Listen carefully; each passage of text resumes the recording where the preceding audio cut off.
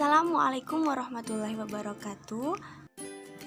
Perkenalkan, nama saya Rafika Dwi Lestari, NPM 1901010061 dengan nomor urut D133.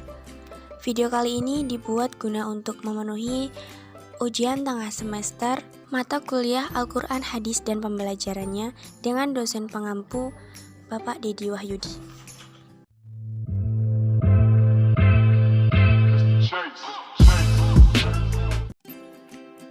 Dalam video kali ini saya akan menjawab 5 pertanyaan dari 5 soal ujian tengah semester. Soal yang pertama adalah bagaimana konsep Merdeka Belajar dan Pendidikan 4.0. Konsep yang pertama ada asesmen kompetensi minimum. Pada konsep ini, siswa diharapkan mampu menunjukkan kemampuan minimum dalam hal literasi dan numerik. Fokusnya bukan lagi sebanyak apa siswa mampu mendapatkan nilai melalui penugasan dari guru, tetapi bagaimana siswa mampu berpikir secara kritis menggunakan kemampuan kognitifnya. Misalnya dalam bidang literasi.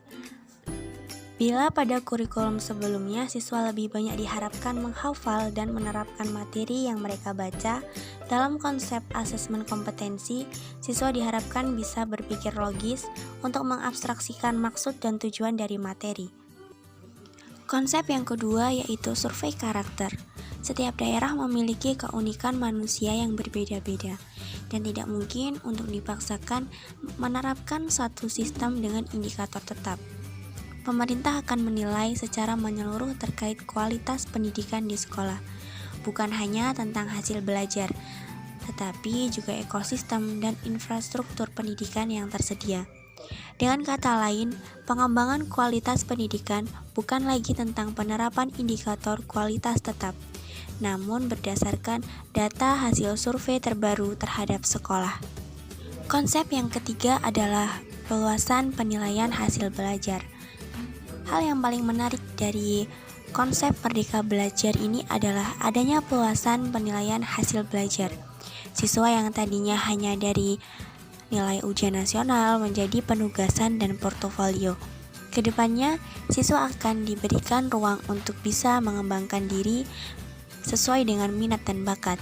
Dengan cara ini, stigma siswa pintar dan bodoh diharapkan bisa segera menghilang.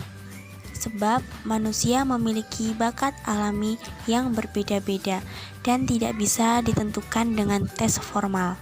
Konsep yang keempat adalah pemerataan kualitas pendidikan. Merdeka Belajar juga dapat diartikan sebagai keadilan terhadap akses pendidikan yang setara bagi seluruh siswa di Indonesia. Pertanyaan yang kedua adalah apa rancangan perencanaan pembelajaran Al-Quran Hadis yang Anda miliki dalam menyambut era pendidikan 4.0? Perencanaan pembelajaran Al-Quran Hadis yang saya miliki dalam menyambut era pendidikan 4.0 diantaranya ialah menekankan kepada siswa untuk memahami pengertian Al-Quran dan pengertian Al-Hadis. Kemudian yang kedua adalah memiliki perilaku mencintai Al-Quran dan hadis dalam kehidupan. Yang ketiga, memahami kedudukan Al-Quran dan Al-Hadis sebagai pedoman hidup manusia. Yang keempat, menerapkan cara hidup yang sesuai dengan Al-Quran dan Al-Hadis. Pertanyaan yang ketiga adalah bagaimana strategi pembelajaran Al-Quran Hadis dalam menghadapi tantangan pendidikan 4.0. Strategi yang pertama adalah pembelajaran yang memadukan sistem pendidikan tradisional dan modern. Guru membagi pertemuan pembelajaran menjadi 2 kelompok, yaitu 80% menggunakan sistem tradisional dan 2% menggunakan sistem online. Kemudian untuk strategi yang kedua adalah peserta didik diberikan tugas untuk menyelesaikan suatu permasalahan dengan mencari solusi di web-web yang berisi konten pendidikan agama Islam yang sudah terpercaya kebenarannya. Kemudian dalam pengumpulan peserta didik dapat mengirimkannya melalui email. Strategi yang ketiga adalah mengajar dengan word processor. WP adalah istilah untuk mengganti pembelajaran yang menggunakan Word atau kata-kata sebagai konten melalui teknologi komputer. WP menggunakan banyak aplikasi di dalamnya, terutama aplikasi yang dimiliki Microsoft seperti MS Word, MS PowerPoint, dan MS Access. Kemudian strategi yang kelima, melakukan pembelajaran dengan sistem online, yaitu dengan memantau aktivitas dan memberikan arahan kegiatan positif peserta didik di sosial media, sehingga peserta didik dapat merasakan manfaat positif dari kemajuan teknologi yang begitu pesat dan dapat mengurangi pengaruh negatif dari canggihnya teknologi tersebut. Kemudian soal yang keempat, bagaimana pengembangan media pembelajaran Al-Quran Hadis yang sesuai dengan era pendidikan 4.0. Media pembelajaran di era 4.0 atau era industri milenial 4.0 ini banyak sekali media pembelajaran yang dapat digunakan dalam proses pembelajaran.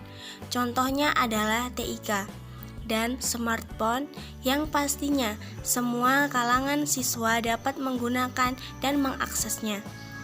Secara umum, siswa sekolah menengah sangat aktif menggunakan media sosial dalam bersosialisasi dan berkomunikasi sesama.